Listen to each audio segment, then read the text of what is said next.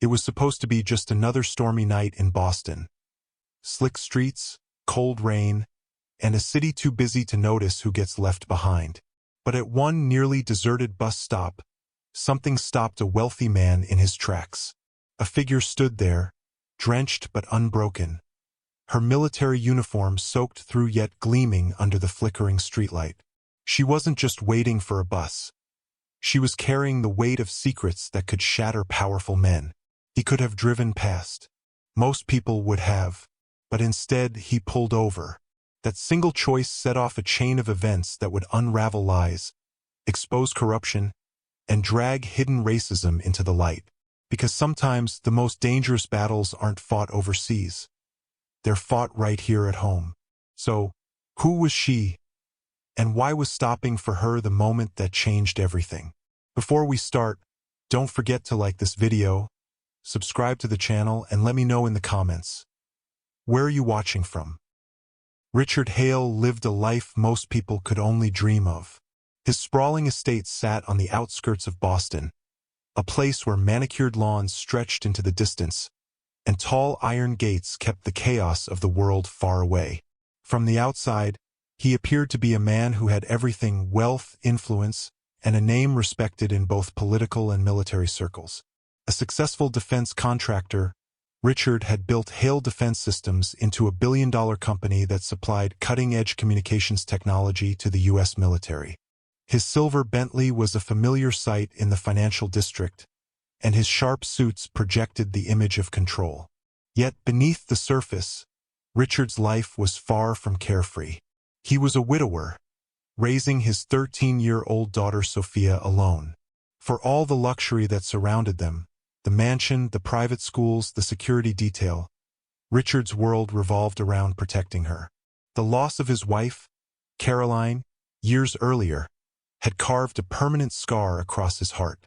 She had been an Air Force officer, brave and principled, who died under circumstances Richard never truly accepted as accidental. The official reports said suicide. Richard knew better. He lived every day with the unshakable belief that she had been silenced for knowing too much. That suspicion was the quiet storm always brewing beneath his polished exterior. Despite his wealth and connections, Richard carried himself with a certain vigilance, as if danger were never far away. His home was fortified with security cameras and reinforced gates, not out of vanity but necessity. He moved through boardrooms with authority, yet he checked his phone constantly, scanning messages for news or threats that might pierce the carefully built shield around his life. It wasn't paranoia, it was experience. He understood better than most that power attracts enemies, and truth often paints a target on your back. To those who worked for him, Richard was a hard but fair leader, the type who demanded precision but rewarded loyalty. To his daughter, he was simply dad, overprotective at times, but always present, always trying to fill the void her mother's absence had left. Sophia adored him, but she also sensed the burden he carried. Even at 13, she noticed how his eyes lingered too long on news headlines, or how he paced late at night when the rest of the house slept. Their lives were comfortable but never ordinary. On that stormy evening in Boston, Richard's priorities were the same as they had always been: work, family, and keeping his world under control. He had been on his way to an important meeting, another round of negotiations with government officials about a high-stakes contract. Business as usual. But fate rarely announces itself. It arrives quietly, when least expected. As rain pounded against his windshield and lightning cracked the sky, Richard slowed at a nearly deserted bus stop. That's when he noticed her. A woman, drenched to the bone, standing perfectly straight despite the storm. Her posture was unmistakable military. Her uniform clung to her like a second skin, and the faint glint of metals reflected the dim streetlight. She didn't look defeated, though the rain should have worn her down. She looked like someone who had fought battles most people couldn't imagine, and was still standing. Something about her presence unsettled Richard. He was not the type to stop for strangers. His life was scheduled down to the minute, every decision weighed carefully, every action taken with purpose. But this time was different. Something told him that passing her by would mean ignoring more than just a stranger in the rain. It would mean turning away from a story he was meant to hear. The city around them seemed oblivious. Cars rushed past without slowing, their headlights cutting briefly across the soaked soldier before vanishing into the storm. Nobody else stopped. Nobody else cared. In that moment, Richard felt the sharp contrast between his insulated world and the brutal reality outside his gates. The sight of her, a black woman in uniform, abandoned at a bus stop in the pouring rain, spoke volumes about the country he served and the contradictions it still harbored. For reasons he couldn't fully explain, Richard's instincts overpowered his routine. He braked, rolled down the window, and called out. That decision, small as it seemed at the time, would unravel everything. Because this woman was not simply a soldier caught in the rain. She carried evidence, betrayal, and a story so dangerous it had already cost her everything. She had been targeted, erased, and discarded by the very institution she had dedicated her life to. And now fate had placed her in Richard's path. Her name was Lieutenant Veronica Miles, and within hours of stepping into Richard's life, she would bring with her a storm far more dangerous than the one pounding against the streets of Boston. A storm that would expose corruption at the highest levels, force Richard to confront the ghosts of his past, and test just how far he was willing to go for truth and justice. The bus stop was just the beginning. Veronica Miles had spent 2 decades serving her country with unshakable loyalty. She had survived mortar fire in Iraq, carried wounded comrades through collapsing buildings in Syria, and faced dangers that most civilians could never comprehend. But nothing compared to the humiliation of being escorted off Fort Hamilton only hours before Richard found her. To the military she had given her life to, she was no longer an officer, no longer a leader, just a liability they needed to erase.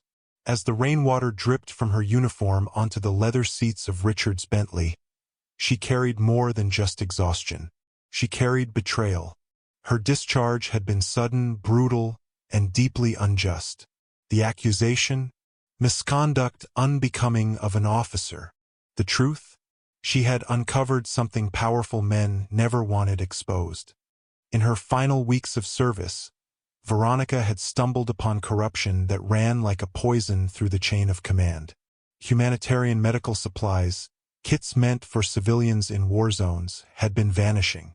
Soldiers bled out in the field without proper aid. Syrian families waited for medicine that never came. When Veronica dug deeper, she found the trail led to her commanding officer, Colonel Grant Wallace. A man is celebrated as a hero. A man who, in reality, was selling supplies on the black market for cash. Veronica had done what she thought was right. She gathered proof. Bank transfers, photographs, and recordings. She filed reports through the proper channels. And within days, the walls closed in on her. Allegations appeared out of nowhere. She was labeled disobedient, reckless, and unstable. The kind of soldier who couldn't be trusted with command.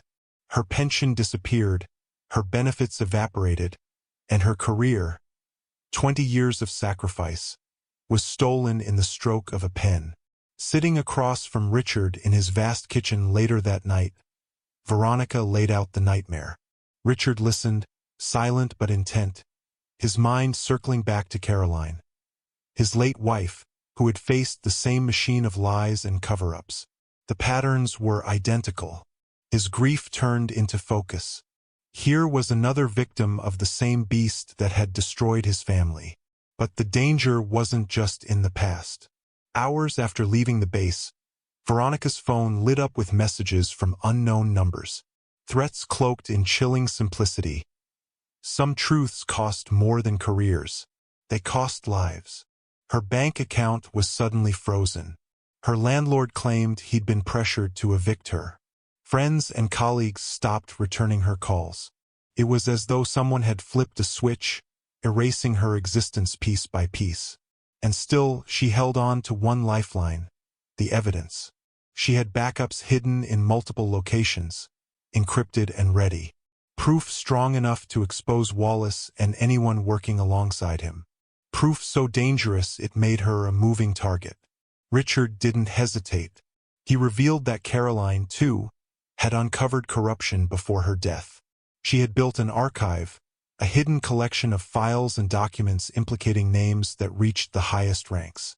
Richard had spent years quietly expanding it, using his wealth and influence to build a network of allies, senators, journalists, and retired officers, waiting for the right moment to strike. Hearing Veronica's story wasn't just familiar. It was a spark igniting a fire Richard thought had long burned out. But the stakes were higher than either of them realized. When Richard cross-checked Veronica's evidence against Caroline's old files, one name appeared on both lists: Grant Wallace. Not a lone thief, but a key player in a sprawling web of profiteers, using war not as service, but as business. This wasn't just corruption. It was systemic exploitation built on racism, greed, and silence. Help arrived from an unlikely place. Senator Margaret Douglas, herself a former Navy commander, had long been waging a lonely campaign against Pentagon corruption. She had the platform but not the proof. Veronica's files could change everything. Together, they drafted a plan. Wallace was scheduled to testify at a Senate Defense Committee hearing in just 2 days, seeking billions in new funding. They would turn that stage into his downfall. But even as the plan formed, the walls tightened. News outlets ran quiet stories hinting that Veronica had mental health issues. Online forums lit up with accusations that she had betrayed her unit. Old friends in uniform avoided her calls, afraid of guilt by association. The smear campaign was working. If she didn't act fast, her name would be permanently destroyed. Every hour counted. Richard fortified his home, adding new layers of security, but he knew walls and cameras couldn't stop everything. They were facing an enemy with reach, power, and no hesitation to ruin lives. At night, Sophia peeked through the banisters, sensing the fear the adults tried to hide. She asked no questions, but her wide eyes told Richard what he already knew. He was risking not just his company, but his family. Still, there was no turning back. Veronica had chosen truth over silence, even if it meant losing everything. Richard had chosen to stand with her, even if it meant painting a target on his back once again. And Senator Douglas was willing to put her entire career on the line. The stage was set. The evidence was ready. Wallace believed he was untouchable, about to secure billions under the guise of modernization. But in just 2 days, he would face something far more dangerous than budget questions. He would face the truth, spoken out loud, backed by files that couldn't be ignored. The question wasn't whether the truth could destroy him. The question was whether Veronica, Richard, and Douglas could survive the cost of exposing it. And as the hearing approached, the threats escalated. The morning of the Senate hearing dawned gray and heavy, as though the sky itself knew the weight of what was coming. Washington buzzed with its usual rhythm of polished shoes, sharp suits, and carefully rehearsed sound bites. But for Veronica Miles, the air felt suffocating. Every step toward the grand chamber carried the memory of threats, betrayals, and the quiet smear campaign designed to erase her existence. Inside, the room pulsed with anticipation. Cameras lined the walls, journalists filled every seat, and senators shuffled stacks of papers that meant little compared to the storm about to break. At the center of it all stood General Grant Wallace. Pressed uniform gleaming, medals shining under the lights, his voice calm and practiced as he spoke of modernization, budgets, and promises of safety for American soldiers. He played the role of patriot perfectly, his arrogance masked as confidence, his lies polished into applause lines. Veronica sat in the back row, her heart pounding, hands clenched so tightly her nails dug crescents into her palms. She was invisible to most in the room, just another face in the crowd. That was about to change. When Senator Margaret Douglas interrupted Wallace mid-sentence, the room shifted. Her voice, steady but cutting, echoed off the marble walls. Before you continue, General Wallace, this committee will hear from a special witness. All eyes turned. Silence swept across the chamber as Veronica stood. The soldier they had tried to bury, the woman smeared as unstable, the officer whose career had been stolen, now walking toward the microphone under the blinding lights of national television. Wallace's mask cracked for the first time. His jaw tightened, his eyes widened just slightly, but the cameras caught it. The audience saw it. The predator realized the prey wasn't gone. Veronica's voice, though low at first, cut through the room with precision. She introduced herself not as a disgraced officer but as a soldier who had served 4 tours, led countless missions, and saved lives in places most Americans could never imagine. Then she turned, locked eyes with Wallace, and spoke words that made the entire chamber freeze. "Good morning, General Wallace. Surprised to see me?" The atmosphere shifted from a routine hearing to a public reckoning. Screens flickered on as Veronica's evidence rolled out. Audio recordings of Wallace's own voice, arranging the sale of medical supplies for tens of thousands of dollars. Photographs of trucks loaded under his orders. Bank transfers linked directly to his accounts. Gasps filled the room. Journalists scrambled for notes. Wallace tried to interrupt, shouting that Veronica was a liar, a bitter officer discharged for misconduct. But his protests only fueled the storm. Senator Douglas countered with the original reports, untouched, unaltered, proving that Veronica had saved civilians, not harmed them. And then came the recording that silenced even Wallace. His own voice, caught ordering subordinates to destroy her career. "She's getting too close. Discredit her. Make her look unstable. End her before she ends us." The words reverberated across the chamber like a gunshot. There was no escaping them. No spinning, no denying. The evidence was undeniable. The corruption exposed live before the nation. Wallace's composure collapsed. He shouted, he pounded the table, he accused Veronica of treason, of staging evidence, of conspiring with enemies of the state. But the more he raged, the smaller he looked. The general who once commanded armies now looked like a desperate man clawing at a crumbling facade. The military police, waiting quietly at the edges of the room, stepped forward. Cameras flashed as they approached Wallace. The mighty general, once untouchable, was now being led away in handcuffs before millions of viewers. For Veronica, the moment was surreal. The man who had destroyed her career, stolen her honor, and nearly erased her from existence was finally unmasked. Justice, long delayed, had broken through the lies. But even as Wallace was escorted out, Veronica felt no triumph. Instead, she felt the weight of every soldier who hadn't lived to see this day. The ones silenced, the ones erased, the ones who had no Richard Hale, no Senator Douglas to stand beside them. Her victory was theirs too, but it came at a cost she could still feel in her bones. As reporters swarmed, microphones extended, and headlines began forming in real time, Veronica stepped back from the chaos. Her body trembled with exhaustion, her throat tight with emotions she couldn't yet release. Richard caught her eye from across the chamber. His nod wasn't a celebration, it was recognition. They had done what others could not. They had turned truth into a weapon sharp enough to cut through power. Yet even in that moment of reckoning, a question lingered. Wallace was the only man, one face in a network of corruption that stretched far deeper than anyone dared admit. If exposing him had cost Veronica her career, her safety, and nearly her life, what would it cost to expose the rest? The cameras focused on her, the soldier who refused to break. The nation listened, waiting for her words. And Veronica, her voice steady despite the storm inside her, gave them not celebration, but warning. This isn't just about one man. It never was. The real question is, how many more Wallaces are still out there, waiting to be unmasked? 2 months after the hearing, the world around Veronica Miles looked very different. The woman once branded a disgrace was now Major Miles, newly promoted and placed in charge of a freshly created Pentagon office, the Military Integrity Bureau.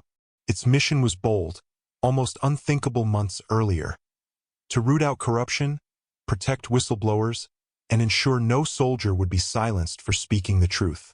For the first time in decades, Veronica wasn't just surviving the system, she was changing it. Her office walls weren't decorated with medals or glossy photographs of power. Instead, she hung the names of soldiers who had been wronged, lives destroyed by corruption or racism, buried under bureaucratic silence. 17 cases were already under active investigation nationwide, each one pulling at threads that led to places some still insisted were untouchable. But Veronica had learned to stop believing in the myth of untouchable. She had lived through the evidence that even the most powerful could fall. Grant Wallace, once celebrated as a decorated general, now wore a prison jumpsuit. Sentenced to 22 years, his fortune stripped to compensate the families who suffered from his greed. He became a cautionary tale. His fall was more than personal, it was symbolic. A reminder that no rank, no medal, no title could shield someone forever from the truth. But for Veronica, the victory was never about his punishment. It was about the soldiers who would no longer have to choose between integrity and survival. It was about ensuring that when racism, greed, or corruption poisoned the chain of command, someone would finally listen. Her rise from the rain-soaked bus stop to the halls of the Pentagon wasn't just her redemption. It was a shift in what justice could look like for others, too. Richard Hale watched that transformation with quiet pride. His late wife's fight had not been in vain. Caroline's hidden archive, the one Richard had protected for years, now became a foundation stone for reform. Sophia, once peeking anxiously from the staircase, now looked at Veronica with admiration and hope. To her, Veronica wasn't just a soldier or a survivor. She was proof that the truth could win even if the cost was high. Yet, beyond the personal triumphs, the story struck a deeper chord. Because Veronica's struggle wasn't just about one corrupt officer. It reflected something larger, something uncomfortable. How many voices had been silenced because they came from women, from black service members, from those the system deemed easier to erase? How many careers were destroyed not by incompetence, but by courage? The hearings forced America to confront these questions, even if not everyone wanted to. The Whistleblower Protection Bill passed with bipartisan support, ensuring that soldiers who spoke up could no longer be stripped of their pensions, their homes, or their names. It was progress, yes, but Veronica knew it was only the beginning. Laws could protect, but culture could still suffocate. And so, when asked if she regretted standing up to Wallace, her answer carried weight. Sitting at Richard's dinner table, Sophia leaned in and asked the question softly, "Major Miles, do you regret reporting him?" Veronica paused, the memory of her struggles etched into every silence. She thought of the friends who abandoned her, the threats that haunted her nights, the moments when despair nearly swallowed her whole. And then she thought of Wallace in chains, of the families whose loved ones would be remembered, of the soldiers who might now dare to speak. Her answer was steady, deliberate. "Truth is costly, Sophia, but silence costs even more." That was the lesson she carried, the one she hoped the world would remember. Because injustice survives not when it is powerful, but when good people remain silent. Her story isn't just about the military. It's about every system where racism and corruption still thrive. It's about boardrooms, classrooms, hospitals, and neighborhoods where voices are dismissed because of skin color, gender, or background. Veronica's fight is a reminder that silence lets injustice breathe, and courage, even when it feels impossible, suffocates it. So, as you finish this story, ask yourself, if you saw injustice standing in the rain, would you drive past? Or would you stop, open the door, and be part of the fight for truth? Because sometimes the smallest decision, like stopping at a bus stop, can change not just one life, but the course of justice itself. Veronica's journey shows us that even when the system tries to silence the truth, courage can turn the tide. From a stormy bus stop to the halls of the Pentagon, she proved that justice is possible, but only when someone refuses to back down. What do you think about her fight? Was exposing the truth worth the cost she paid? Let me know in the comments below. And if this story moved you, don't forget to like this video and subscribe for more powerful stories.